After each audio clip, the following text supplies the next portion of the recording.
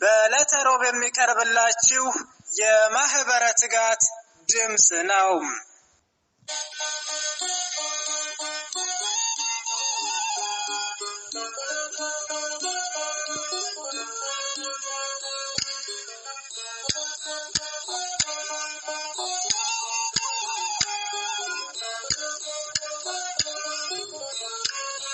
በስመ አብ ወወልድ ወመንፈስ ቅዱስ አሐዱ አምላክ አሜን። ፍልሰታ የሚለው ቃል ፈለሰ፣ ተሰደደ፣ ተገለጠ፣ መከፈት፣ መገለጥ፣ የመዝጊያ መጋረጃ ከሚለው የግዕዝ ሥርወ ቃል የተገኘ ሲሆን የእመቤታችን የቅድስት ድንግል ማርያም ትንሣኤ ይመለከታል። ፍልሰት የሚለው ቃል ከአንድ ሀገር ወደ ሌላ ሀገር መሄድን ያመለክታል። ፍልሰታ ለማርያም ሲባልም እመቤታችን ቅድስት ድንግል ማርያም ካረፈች በኋላ ከጌቴሴማኒ ወደ ገነት መወሰዷን ማረጓን በኋላም ስጋዋ በገነት በዕፀ ሕይወት ስር ከነበረበት መነሳቱን ለማመልከት የሚነገር ነው። ሰላም ጤና ይስጥልን ውድ አድማጮቻችን፣ ትጋት የአባ ዮሐንስ የመንፈስ ቅዱስ ፍሬዎች እንደምን ሰነበታችሁ? የእግዚአብሔር ሰላም በያለንበት ከሁላችን ጋር ይሁን፣ አሜን። ይህ በዕለተ ረቡዕ ተዘጋጅቶ ወደ እናንተ የሚቀርብላችሁ መንፈሳዊ ዜና መርሃ ግብራችን ነው። በዛሬው ዜና ተታችን ጾመ ፍልሰታ ለማርያም በሚል ይዘንላችሁ ቀርበናል። ከዜናው ጋር አብረናችሁ ቆይታ የምናደርገው እኔ ወንድማችሁ ፍስሐ ገብረ ሚካኤልና እህታችን አዝመራ ሂሩተ ሥላሴ በጋራ በመሆን ነው። እስከ መርሃ ግብራችን ፍጻሜ አብራችን እንድትቆዩ የጋበዝኩ ወደ ርዕሰ ዜናው አልፋለሁ። በኢትዮጵያ ኦርቶዶክስ ተዋሕዶ ቤተክርስቲያን ትውፊትና ቀኖና መሰረት ከሰባቱ የአዋጅ አጽዋማት መካከል አንደኛው ጾመ ፍልሰታ ለማርያም ሲሆን ከሕፃናት ጀምሮ እስከ አረጋውያን የሚጾም ታላቅ ጾም ነው። እናታችን ቅድስት ድንግል ማርያም 3 ዓመት በእናት አባቷ ቤት፣ 12 ዓመት በቤተ መቅደስ፣ 9 ወር በዮሴፍ ቤት፣ 33 ዓመት ከ3 ወር ከጌታችን ከመድኃኒታችን ከኢየሱስ ክርስቶስ ጋር 14 ዓመት በወንጌላዊው በዮሐንስ ቤት ከኖረች በኋላ በ64 ዓመቷ ጥር 21 ቀን አርፋለች። በሐዋርያት ውዳሴ ዝማሬና ማህሌት ነሐሴ 14 ቀን ከተቀበረች በኋላ እንደ ሌሎቻችን ትንሣኤ ዘጉባኤን መጠበቅ ሳያስፈልጋት ነሐሴ 16 በልጇ ስልጣን ተነስታ በይባቤ መላእክት ወደ ሰማይ አርጋለች። ኢትዮጵያዊ ሊቅ ቅዱስ ያሬድ በመዝሙሩ እመቤታችን ድንግል ማርያም ከምድር ወደ ሰማይ አረገች፣ በሰማይም ከልጇ ጋር በአብና በመንፈስ ቅዱስ ቀኝ ተቀመጠች በማለት ወደ ሰማይ ማረጓንና በክብር መቀመጧን ተናግሯል። ከሺህ ዓመት በፊትም አባቷ ዳዊት በወርቅ ልብስ ተጎናጽፋና ተሸፋፍና ንግሥቲቱ በቀኝ ትቆማለች ሲል የተናገረውን ትንቢት ይህንኑ የእመቤታችንን ክብር የሚመለከት ነው። መዝሙር 44 ከቁጥር 9 በዚህችም አስተምህሮ ጦማርም ነገር ፍልሰቷን እንዳስሳለን። እመቤታችን ቅድስት ድንግል ማርያም ጥር 21 ቀን በ49 ዓመተ ምህረት በ64 ዓመቷ ከዚህ ዓለም ውጣ ውረድና ድካም ባረፈች ጊዜ ቅዱሳን ሐዋርያት ሊቀብሯት ወደ ጌቴሴማኒ ይዘዋት ሄዱ። በዚህ ጊዜ ጌታችንን የሰቀሉት አይሁድ እንደ ልጇ ተነሳች አረገች እያሉ እንዳያውኩን በእሳት እናቃጥላት ብለው ሥጋዋን ሊያጠፉ በአመፃ ተነሱ። ከእነሱም መካከል ታውፋንያ የሚባል አይሁዳዊ አልጋውን አጎበር ይዞ ሊያወርዳት ሲል የእግዚአብሔር መልአክ 2 እጆቹን ቀጣው። ከዚህም በኋላ እግዚአብሔር አምላክ ሐዋርያው ቅዱስ ዮሐንስን ጨምሮ እመቤታችንን በደመና ነጥቆ ወደ ገነት ወስዶ ከዕፀ ሕይወት ስር አስቀመጣት። ቅዱሳን ሐዋርያትም እመቤታችን ያለችበትን ቦታ እንዲገልጥላቸው ባረፈች በ8ኛው ወር ከነሐሴ 1 ቀን ጀምሮ ሱባኤ ገብተው እግዚአብሔርን በጸሎት መጠየቅ ጀመሩ። ሐዋርያት እመቤታችን ካረፈችበት ቀን ከጥር 21 ቀን ጀምሮ እስከ ነሐሴ ድረስ ጥያቄያቸውንና ጸሎታቸውን ባያቋረጡም ከሰው ተለይቶ ሱባኤ ገብተው ጾም ጸሎት የጀመሩት ግን ከነሐሴ 1 ቀን ጀምረው ነው። ቀድሞ የክብር ባለቤት ጌታችን አምላካችንና መድኃኒታችን ኢየሱስ ክርስቶስ ደቀ መዛሙርት ሆነው እናቱ ቅድስት ድንግል ማርያምን ተሰውራባቸው እንዴት ዝም ብለው ይቀመጣሉ? ቅዱሳን ሐዋርያት 2 ሱባኤ 14 ቀናት ካደረሱ በኋላም የነገሩትን የማይረሳ የለመኑትን የማይነሳ እግዚአብሔር አምላካችን ጸሎታቸውን ሰምቶ ነሐሴ 14 ቀን የእመቤታችንን ሥጋ ሰጥቷቸው በክብር ገንዘው በጌቴሴማኒ ቀብረዋታል። በሦስተኛው ቀንም በልጇ በጌታችን አምላካችንና መድኃኒታችን ኢየሱስ ክርስቶስ ስልጣን እንደ ልጇ ከሙታን ተለይታ ተነስታለች። መድኃኒታችን ኢየሱስ ክርስቶስ የትንሣኤያችን በኩር ሆኖ በሞተ በሦስተኛው ቀን ሙስና መቃብርን የመቃብር ስልጣን አጥፍቶ ሞትን ድል አድርጎ በገዛ ስልጣኑ ተነስቷል። እናቱም እመቤታችንም በልጇ ስልጣን እንደ ልጇ ትንሣኤ ከመትንሣኤ ወልዳ በሦስተኛው ቀን ተነስታ ትንሣኤ ዘጉባኤን ሳትጠብቅ በክብር አድርጋለች። የቅድስት ድንግል ማርያም ትንሣኤ የክብርና የሕይወት ትንሣኤ ሲሆን ሁለተኛው ሞትን አያስከትልም፣ ትንሣኤ ዘጉባኤንም አይጠብቅም። አይዞህ አትዘን፣ ባልንጀሮች ሐዋርያት ያላዩትን ትንሣኤን አንተ አይተሃልና ደስ ይበልህ። ድንግል ማርያም ይህን ቃል እመቤታችን ለሐዋርያው ቅዱስ ቶማስ የተናገረችው ነው። ሐዋርያው ቅዱስ ቶማስ ወንጌለ መንግሥትን ሲሰብክ ቆይቶ ደመና ጠቅሶ ከሀገረ ስብከቱ ወደ ኢየሩሳሌም ሲመጣ እመቤታችን ከሙታን ተለይታ ተነስታ ወደ ሰማይ ስታርግ ጠፈር ላይ አገኛት። በዚህ ጊዜ ቀድሞ የልጅሽን ትንሣኤ ዛሬ ደግሞ ያንቺን ትንሣኤ ሳላይ ቀረሁኝ ብሎ ትንሣኤዋን ባለማየቱ ሐዘን ስለተሰማው ከደመና ይወድቅ ዘንድ ወደደ። እመቤታችንም አይዞህ አትዘን፣ ባልንጀሮች ሐዋርያት ያላዩትን ትንሣኤን አንተ አይተሃልና ደስ ይበልህ ብላ ከሙታን ተለይታ መነሳቷን ማድረጓን ለሐዋርያት እንዲነግራቸው አዝዛ የያዘችውን ሰበን ሰጥታ ሰደደችው። ከዚያም እርሷ ወደ ሰማይ አረገች፣ እርሱም ወደ ኢየሩሳሌም ወረደ። ቅዱስ ቶማስ ትእዛዟን ተቀብሎ በክብር ከተሰናበታት በኋላ ወደ ሐዋርያት ሄዶ እንዳልሰማ እንዳላየ መስሎ የእመቤታችን ነገር እንደምን ሆነ ሲል ጠየቃቸው። እነርሱም አግኝተን ቀበርናት ሲሉት አይደረግም፣ ሞት በጥር በነሐሴ መቃብር እንደምን ይሆናል አላቸው።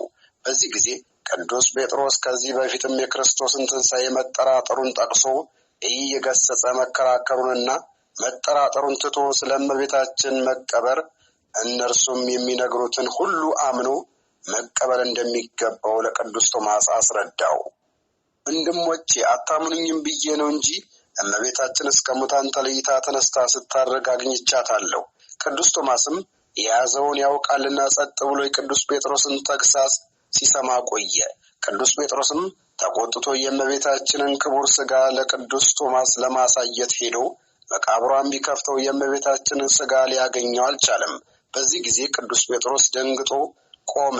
ቅዱስ ቶማስም ወንድሞች አታምኑኝም ብዬ ነው እንጂ እመቤታችን እስከ ሙታን ተለይታ ተነስታ ስታርግ አግኝቻታለሁ ብሎ እመቤታችን የሰጠችውን ሰበን ለሐዋርያት ሰጥቷቸዋል። ውድ አድማጮቻችን ትጋት የአባ ዮሐንስ የመንፈስ ቅዱስ ፍሬዎች እነሆ ዘገባችን እንደቀጠለ ነው። ቀጣዩን ዘገባ እህታችን አዝመራ ሂሩተ ሥላሴ ታቀርብልናለች። በድጋሚ አብራችሁን ቆዩ።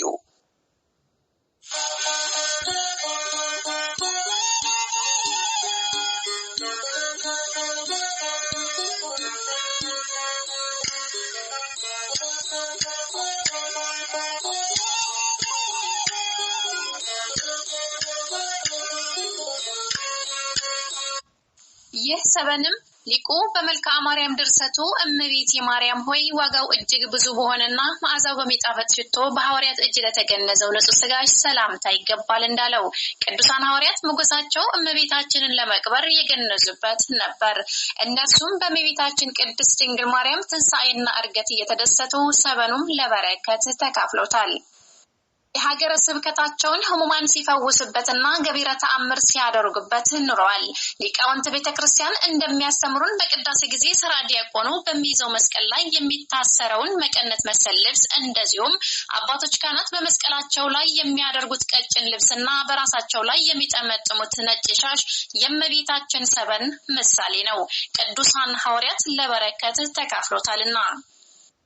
ሐዋርያው ቅዱስ ቶማስ የእመቤታችንን ዕርገት ባየ በዓመቱ ቅዱሳን ሐዋርያት ቶማስ የእመቤታችን ትንሣኤዋንና ዕርገቷን አይቶ እኛ እንዴት ሳናይ እንቀራለን ብለው ከየሀገረ ስብከታቸው ተሰባስበው ጌታችን መድኃኒታችን ኢየሱስ ክርስቶስ ሥጋዋን የሰጣቸው ዘንድ ወይም ዕርገቷን ያሳያቸው ዘንድ ከነሐሴ 1 ቀን ጀምረው ሱባዔ ይዘው ጌታችንን ጠየቁት።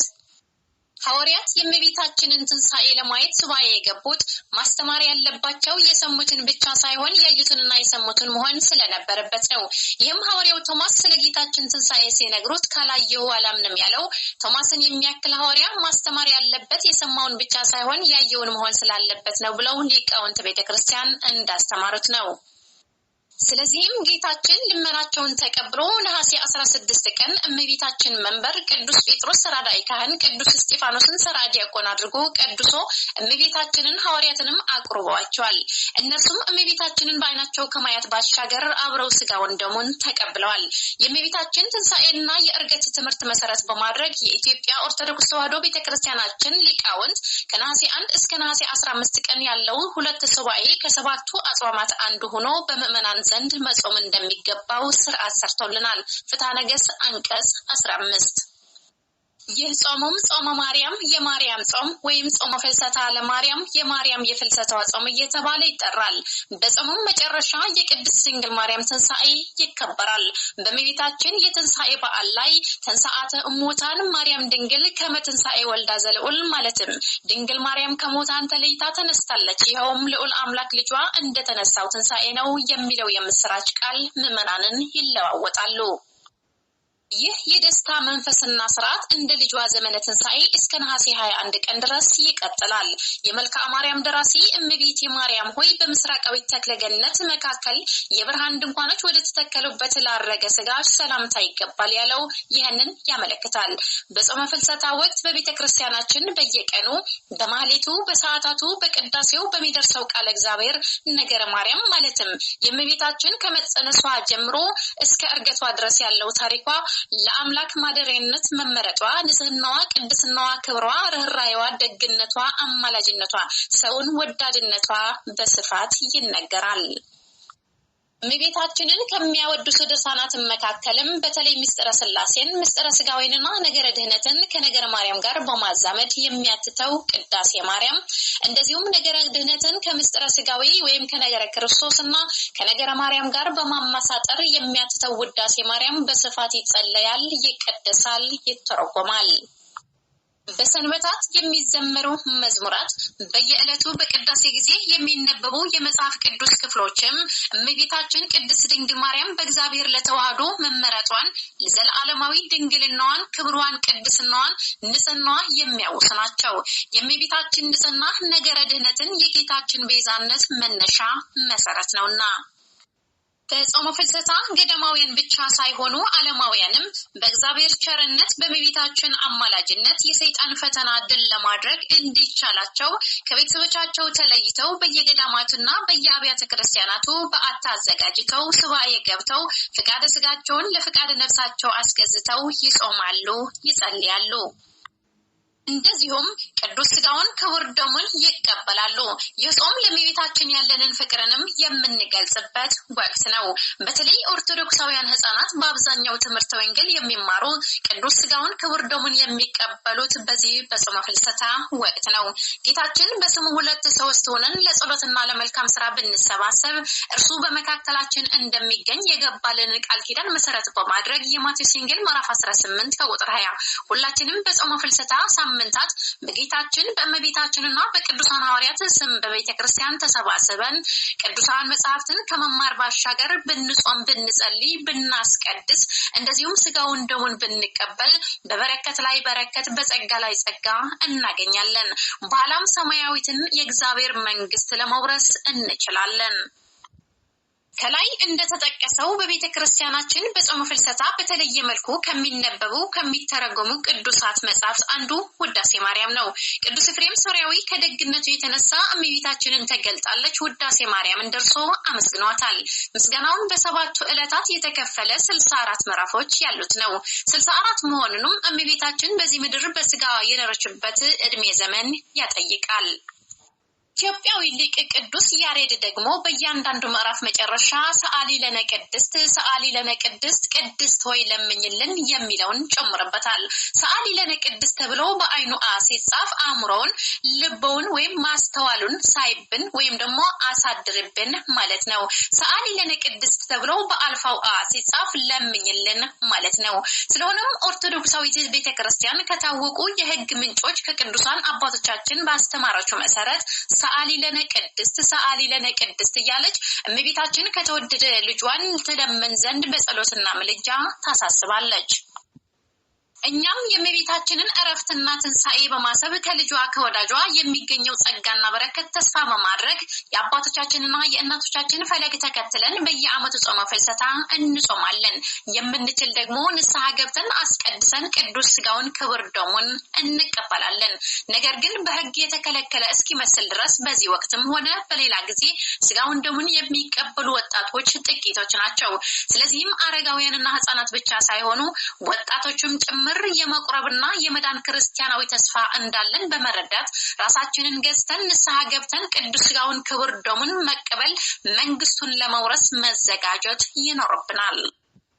አምላካችን በማይታበል ቃሉ ሥጋዬን የሚበላ ደሜን የሚጠጣ የዘላለም ሕይወት አለው በማለት ተናግረዋልና የዮሐንስ ወንጌል ምዕራፍ 6 ከቁጥር 54 የእግዚአብሔር ቸርነት የእመቤታችን ቅድስተ ቅዱሳን ቅድስት ድንግል ማርያም አማላጅነት የቅዱሳን ሐዋርያት ጸጋና በረከት አይለየን። ንጽሕት በድንግልና ሰርጉት በቅድስና እመቤታችን ጸጋውን ክብሩን እንዳይነሳን ለምኝልን። አእምሮውን ልቦውን ሳይብን አሳድርብን። ውድ አድማጮቻችን ትጋት የአባታችን የአባ ዮሐንስ የመንፈስ ቅዱስ ፍሬዎች የተዋህዶ ልጆች ሆይ እነሆ ጾመ ፍልሰታ ከሚለው የዜና ሀተታችን ብዙ ትምህርት እንዳገኛችሁበት ተስፋ እናደርጋለን። የእናታችን የእመቤታችን የቅድስተ ቅዱሳን የቅድስት ድንግል ማርያም በረከትና ረድኤት የቅዱሳን ሐዋርያት ምልጃና ጸሎት አይለየን። ሰላም ወስብሐት ለእግዚአብሔር ወለወላዲቱ ድንግል ወለመስቀሉ ክቡር። ያቆየን። አሜን።